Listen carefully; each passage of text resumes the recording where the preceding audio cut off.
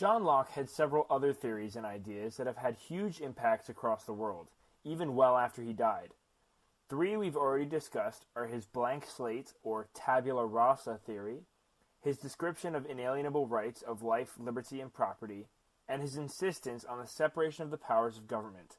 It's important to keep in mind that not many of Locke's ideas are particularly original, but they gained the most popularity due to the Enlightenment.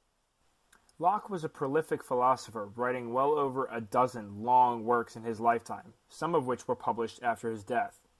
In the last video, I briefly mentioned his Two Treatises of Government, which was published anonymously in 1689.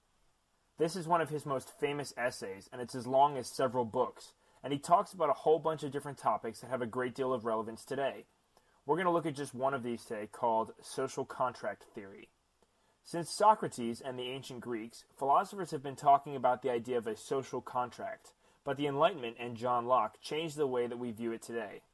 First of all, what is the social contract theory? Socrates defined it as an agreement between people of a society to abide by laws and accept punishments. Basically, if you live in a society, you agree to follow the rules. But why should people join a society in the first place? Why wouldn't they live on their own? Philosopher Thomas Hobbes believed humans were evil in their natural state, and that society, government, and laws existed because humans needed them for protection. This concept was called the state of nature, and Hobbes believed it was the worst possible outcome imaginable. Locke, however, completely disagreed.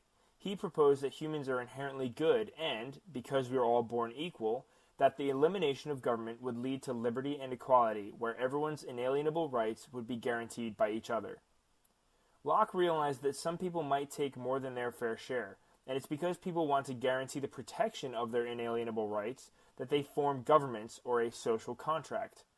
All of these members sacrifice a little liberty to follow laws, but gain protection of their rights.